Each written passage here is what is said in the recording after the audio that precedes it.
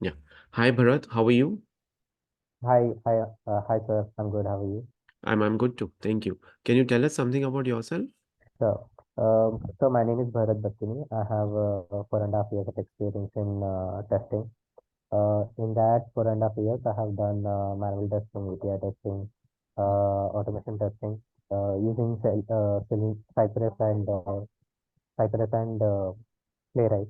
Okay, and I have been worked with different domain in my 4.5 years of experience, such as fintech domain, healthcare domain, as well as FMCG domain.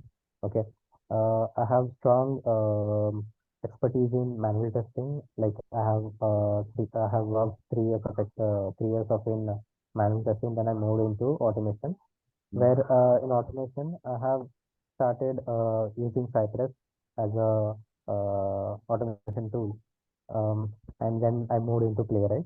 Mm. I have done it from the scratch. Okay, so yeah, that's it. Okay, great, great. Fine. So can you tell me something about your framework? What is your framework about, and what is the folder structure of your framework? Sure. So I'll tell you my initial I have done with Cypress, right? Mm. So in Cypress, I started using like I have installed my Cypress modules using npm packages. Okay. Then I have test folder where I have mentioned all where I have kept all my test scripts. Okay, there is a fixture folder. In that I have kept all my test data using JSON format, XLS format, Mm. CSV format. Okay, and I have pages model. Okay, where I have Sorry, you kept have? Sorry, I didn't. pages pages Pages. folder. Okay, Yeah. page object model as a design pattern.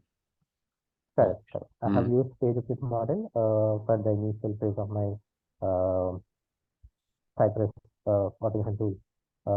So I have kept all my pages in different files for Mm. all the pages, and I have also kept like the folder structure is look like env files. Okay, where I have kept all my uh, confidential information in env files. Mm. Okay, and I have used basic like mock or some test reporter for Mm. reporting purpose. And then for CI, I use GitHub Actions as well as Jenkins. Okay, and to publish those reports, I have used S3 bucket. Mm-hmm. Okay, where I done integration using Cypress, Jenkins. Okay, and I used to upload my all test report files in S3 bucket. And for reporting, I have used Gchat. Okay, Gspaces Okay. to report to publish those reports into the Gchat with respect to leads in my team. Okay. Fine. So, what are your daily roles and responsibilities? How do you start your day? What are the different things that you do? So my daily roles are into like I could divide into two phases. Mm-hmm. Like one is automation and one is manual testing. Mm. Okay, and other one is like majorly team lead role, which Mm. I could say like planning the test planning. Okay, Right. um, because we follow agile methodology. In that we have sprint planning. Okay, Mm-hmm. so on sprint planning, we decide uh, what are the scope of this sprint. Okay, uh, with uh, with product managers, Mm. um, and uh, we do plan using Gantt chart. Okay, Mm. over I need to plan for the QA team as well as mine. Once that is done, that is planning, then I give my feedback to my team members that this is the plan. Okay, and they have to work on it. Okay, So once that is done, I'll more of doing automation part using with the help of product managers and stakeholders. I I take their feedback on automation part, like what needs to be automated. Hmm. So on that part, I work like majorly we have around 30 plus of live users currently, and we do face some challenges on a daily basis. Okay, What kind of so challenges? such as there are data related issues. Okay, and there are stages related issues in our app. Okay, Hmm. so we do not and using testing because there is large number of data. Okay, Hmm. so due to which we couldn't able to produce those issues in current environment, like in future environment. Okay. So we need to do test. We test on our production data. Okay, Hmm. we check using API testing that all is working fine with each customer. Okay, Hmm. and on manual testing, when the development is done, we start testing manually in our Hmm. apps like mobile apps and web apps. Okay, Correct. so Correct. once that testing is done, we do report to our development team on the Hmm. bugs, and on the side by side they release one more build. We test those build and simultaneously they fix the other build. Okay, Hmm. so once those bugs are fixed, we perform regression testing.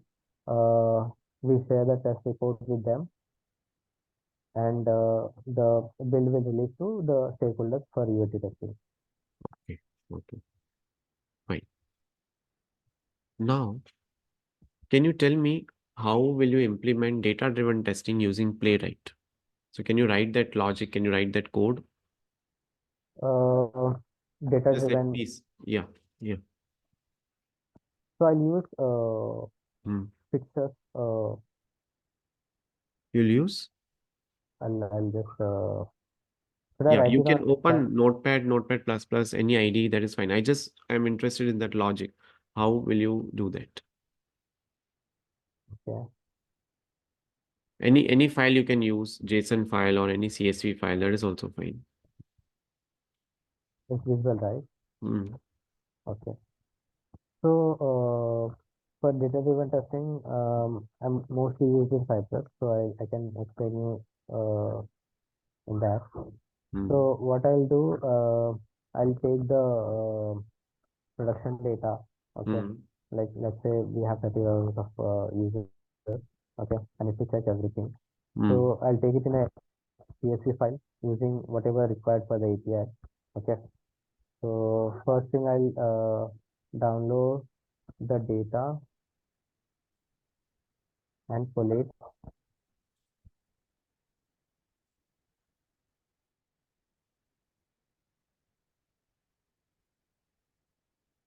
Okay, so you'll download the production based data so that you can use them in your testing. Okay. Yeah, okay, collate the necessary fields, and I'll use that file using fixture.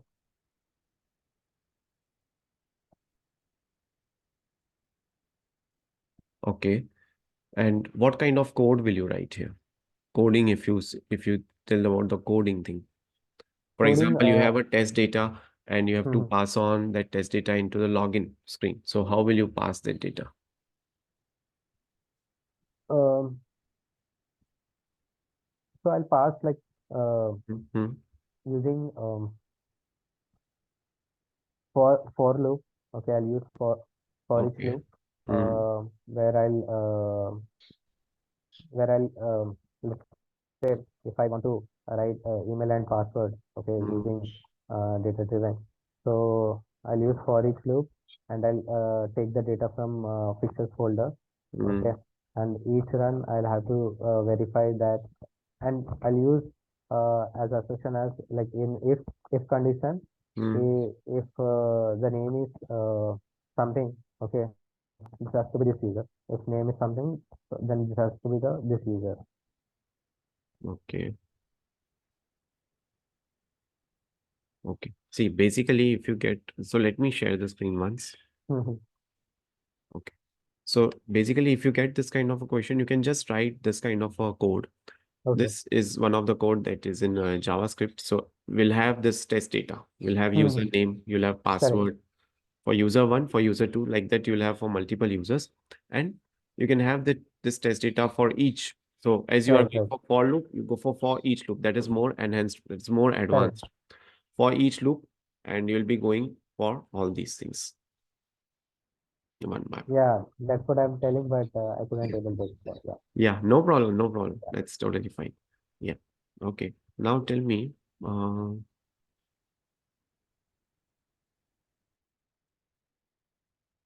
there are some elements which are very slow when you are going on that website, right? So there are elements which are loading in a very slow manner. So how will you handle these slow loading elements in Playwright?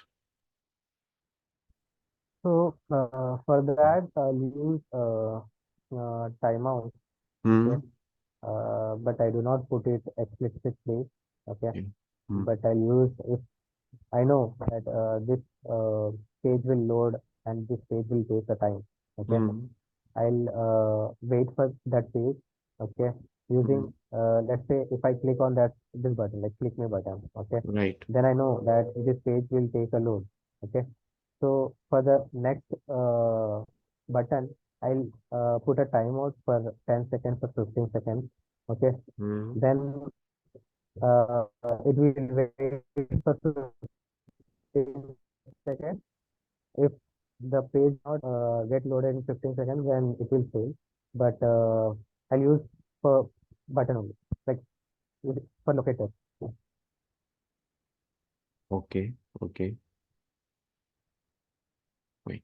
Right. So one is what you are telling, that is the correct option. You go for Hmm. timeout. Okay, Yeah. second thing is you can also go for this kind of wait. So a wait page dot locator, whatever the locator is that you dot wait Hmm. for. Wait until the element is available. And then Okay. you'll perform the click on that particular element, right? So these are the two options. One is the timeout and Hmm. one is going for this particular kind of a condition. Now you are telling you have page object model as a design pattern. Yes. So how is that page object model designed? What are the different things you'll keep in those page object model? So Mm-hmm. I'll firstly create pages folder. Pages So folder. Okay. yeah, okay, where I'll let's say if I want to do it for login page. Okay, Mm-hmm. so I'll simply create a file with the name of login.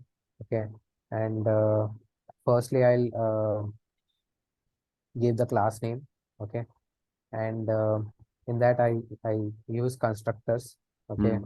to define my locators. Okay, necessary locators, and then I'll create functions. Okay, Hmm. for for username, password, button click. Okay, so that I can reuse in my uh, other files if I want to log in. Okay, Okay. So you were telling about let's creating and the I'll pages. yeah Sorry to interrupt. Yeah. Hello. Am I audible? yeah Yeah. You were telling about yes creating the yes yes. pages. Yeah. So login page and all this thing. So on what basis you will create the pages? So how many pages you'll create for an application? Okay. Hmm.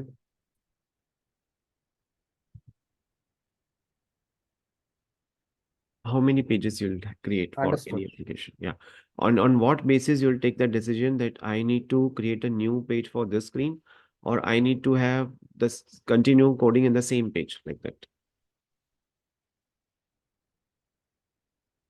So for each page, like each main page, Hmm. okay, create a file. Okay, Hmm. like there is a form file. Okay, form which I need to uh, let's say registration form. Okay, I'll use that file in same login page. Okay, and there is also forget password page, right? So forget password field. So for that also I'll put it in a one main file. Okay, because I do not want to file folders. Hmm. So you are telling you'll create the page, but let's say if you have 200 screens in your application, then do we have to create 200 pages? Uh, On what basis you'll, so what is that baseline criteria on the basis of which you'll take the decision that I need to have a new page here, or I need to using my existing page? Currently, I haven't thought about it like. Okay, okay, no worries, no worries. That's totally fine. Okay, now tell me, how would you capture and validate the network requests that are made by the application via automation? So you can see some requests are coming in the network. Yes, yes. F12 inspect element, you'll see the network tab there. So how would you capture those network requests and how would you validate them? Uh, so in Cypress and Playwright, we can Mm, mock mock mock APIs mm, where it validate that the API is triggered or not. Okay, mm. on the click.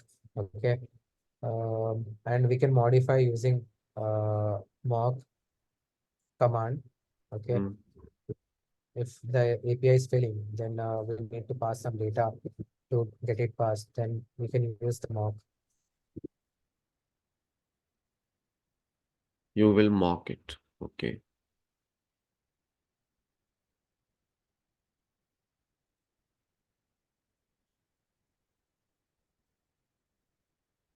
See, what you can do is you can write this kind of a code for capturing and validating the network-based request. You'll have this request URLs, right? So Correct. console.log and before that page.on request. So whatever request you are passing, request.url, that response you'll get into the here. So if response includes API data, so there are if conditions, right? If it Mhm. includes API data, or sometimes if the response itself is blank, right? Then according to that, you will mention here. Understood. And you will also have this kind of a checkpoint to contain expected value. It should contain that expected value which you have written in your test case. Then and then only you can say that this particular automation is working fine. Okay. And How will you choose test cases for automation? How will you select, on what criteria would you go for those test cases from automation perspective? so, just a second. You can take your time to think, no worries.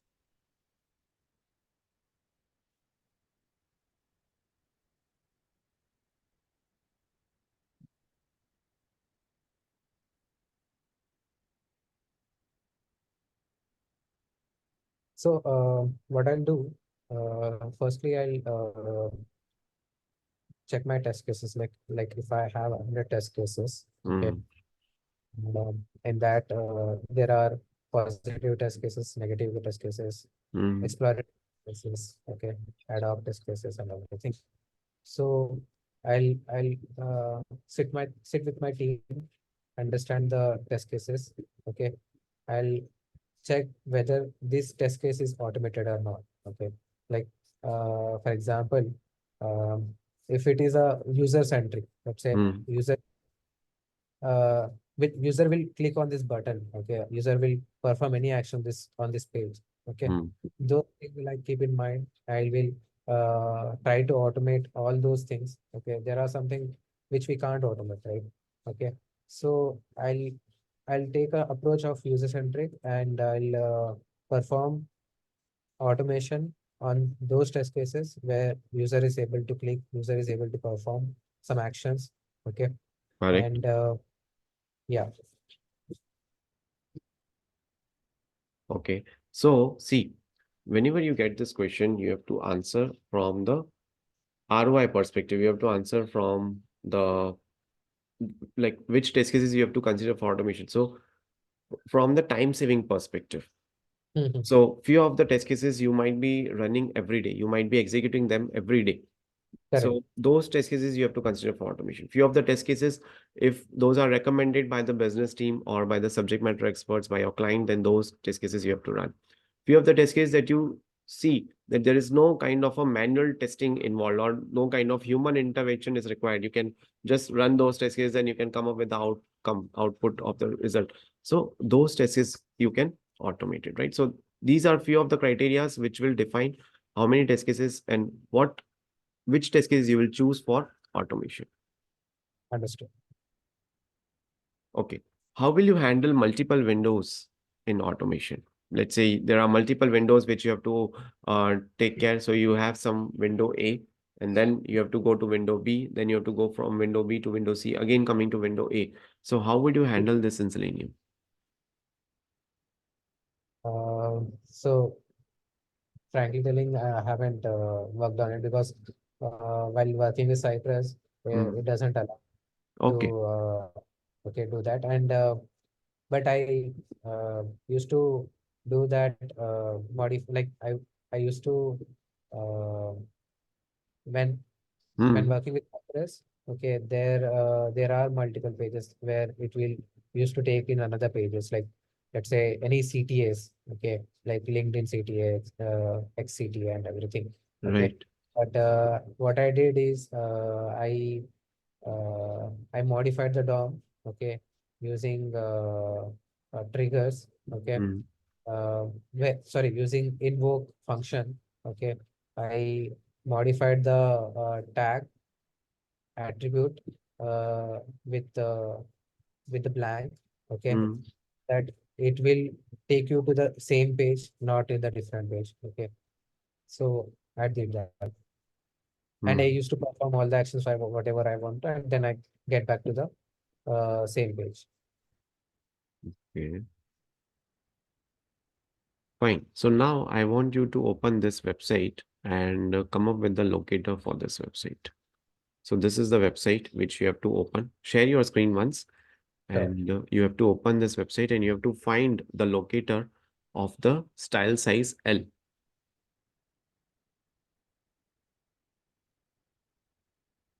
Yeah. Can you share your screen, please? Yeah. Yes, yes. Visible, right? Yes, yes, it's visible. So you have to find out the locator for L checkbox. Okay.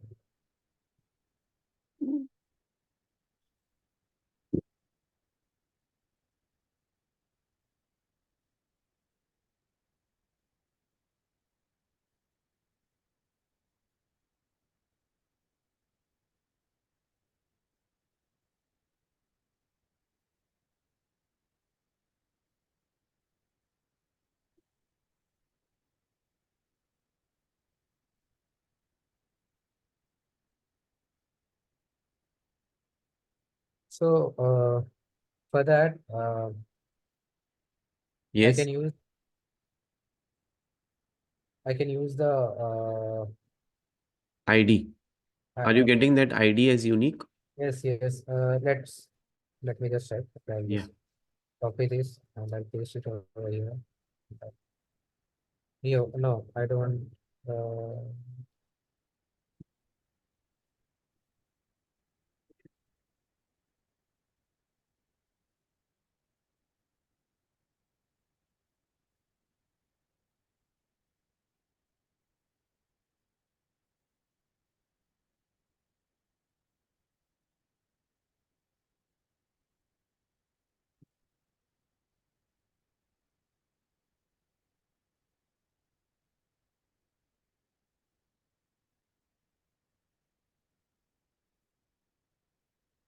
the ID is not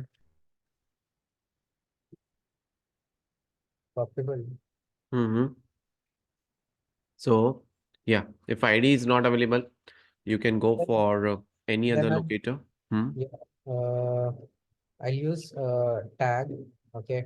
I'll use Hmm. SS. Okay. Hmm. Let's say I have input, right? So I'll Hmm. copy it.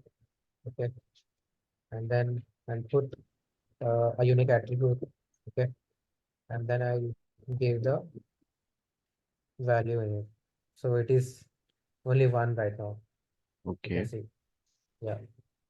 Show me that input value equal to L. Yeah. Okay. Okay. Now scroll down on this website. on the website. Yeah. Mm-hmm. Now, can you find the locator for this product type dress?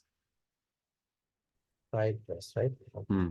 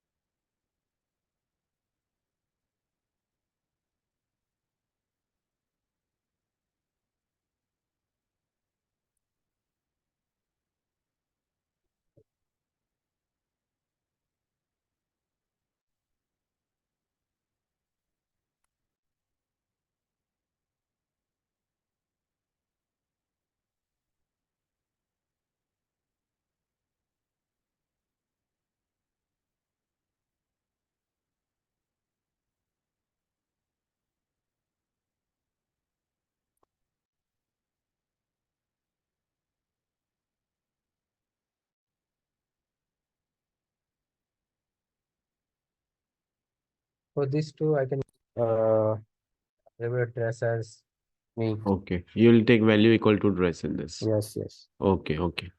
Fine, fine.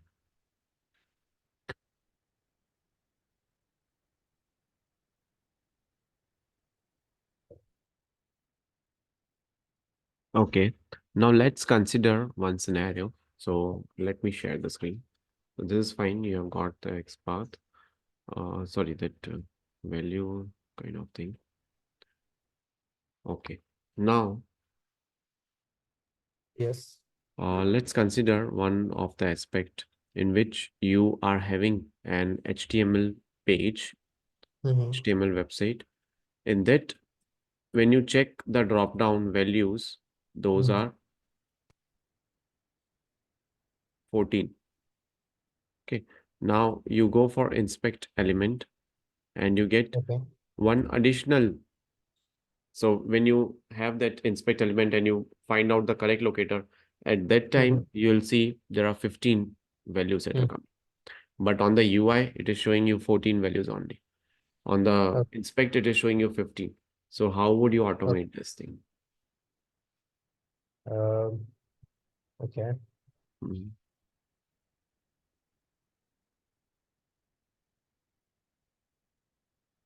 So is it the drop down coming from any API? Like the values are coming from any API? Yeah, yeah. From API, those are coming, and every time from the API, those are displayed as 15. But on the UI, it is displaying as 14.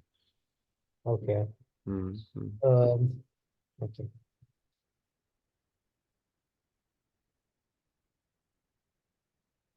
So for that, I'll check manually first, like whether the drop down is it like I'm able to look for 15 or not. Okay. Hmm. Uh, then so I need to automate, right? Like You have to automate, and manually also you'll get the same thing. By automation okay. also, you are getting the same thing. But in inspect element there are 15. 15. When you search in inspect element, let's say you find out the locator. Mhm. Now you are checking no whether you are getting one of one or not. Correct. So at that time you are getting 15 values at that moment. You have Hmm. 15 values there.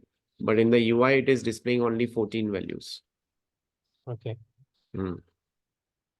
One additional value it is showing in the inspect element. Understood. Hmm. Uh,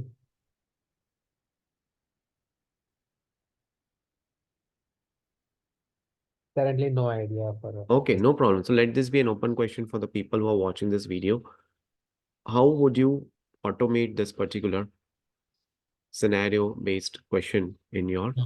project? Okay, so this is fine. Okay, now let's say you have a user story for testing. How Okay. would you give the estimation for that user story? On what basis you'll say that for this user story, I'll take 3 days. For this user story, I'll take 5 days. For this user Okay. story, I might take 8 days, like that. So firstly, prepare. Firstly, I'll prepare the use cases. Okay, Hmm. the use cases that are uh, coming from the user story perspective. Okay, Hmm. um, and also I'll also check the impact. Okay, if the user story is connected with another user story, or else Hmm. it is enhancement user story around. Okay, Hmm. I'll check the impact analysis. Okay, and then with those two things, I can prepare a mind map. Okay, where I Hmm. can put all the scenarios. Okay, negative, positive, API related everything. With those mind map, I can create a tentative timelines. Like this user story can take around 4 days of writing test cases. Okay, Hmm. 3 days of executing those test cases and retesting, Hmm. and then we can move ahead. Like I can give you a tentative timeline using the user story. Hmm. Okay. Okay. Let's say you gave the estimation as 5 days for a user story. But Yes. later on, when the story testing is starting, at that time, you are seeing that it might take more than 5 days. The level of effort required is more for this particular user story. So, what would you do in that case? So firstly, I'll convey the same to the product managers. Okay, Hmm. like the user story, uh, what we have evaluated. Okay, Hmm. it's not achieving. Okay, so we need to extend. So we'll try to close that within the time frame which we have given, like by putting more efforts. Uh, Even though it is not if even though it is not able to do that, then Hmm. we convey the same to our product managers 1 day before or 2 day before by on email that it will take more time to test. Right. Okay. Right. Then if they are approving the time, Hmm. then we are good to go. We can test thoroughly Hmm. using all the scenarios. If not, then we'll try to extend our time. Okay, like we'll put more 2 hours in daily basis so that we can achieve the timeline. Hmm. Hmm. Okay. Fine. Okay. Let's say you have a release in 2 months. How would you determine that you have covered all the testing that is required for this particular release and you are good to give sign off? Okay.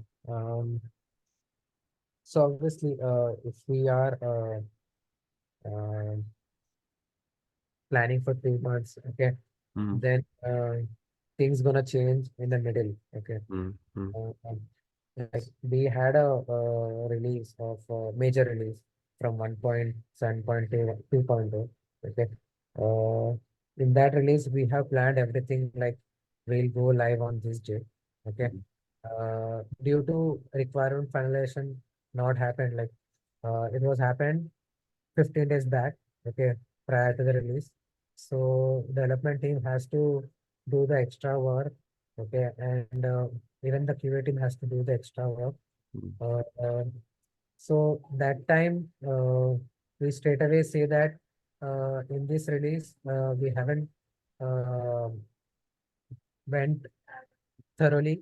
Okay, like we have done the testing, but we would needed more time to test other scenarios too. Okay, uh, due to time constraint, we could not able to test that.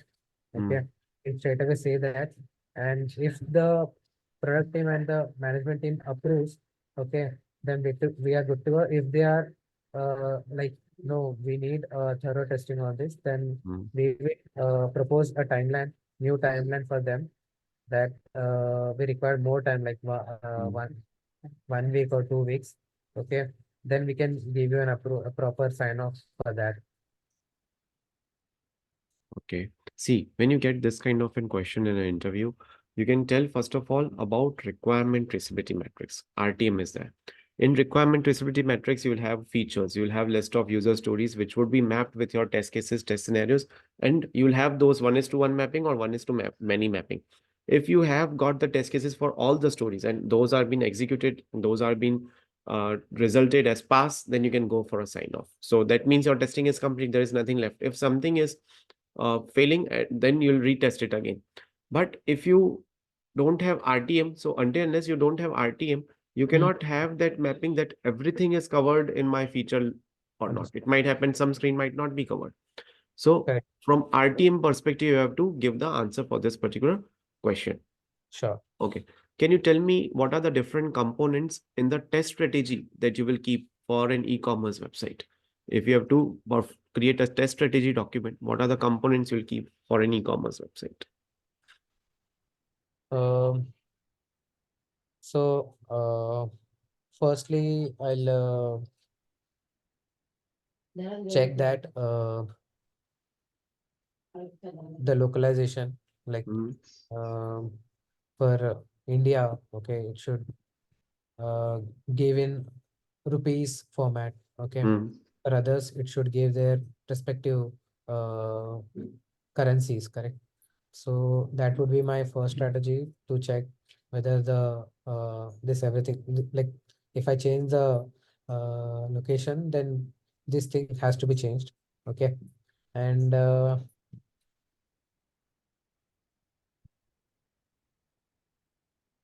Then so one is good thing, localization, globalization. You took the example of currency, you can take, right? The payment methods you'll take in different countries, you'll have different payment methods, right? Then if your website is going to support the mobile devices, then based on mobile devices, you can take into the consideration the iOS versions or Android versions, how many versions you have handy, how many devices you have handy, how many simulators you need for the right? If same case with respect to browsers, Chrome browser, Firefox, Edge browser, which version they will support, what would be the backward compatibility, till which version it would be supported, right? So those kind of things you have to tell from the test strategy point of view. Okay, okay, Bharat, I am done with the interview. Do you have any questions for me? I just need your feedback, like what Yeah, could be the improvement yeah, in my yeah. Sure, sure. Let me stop the recording.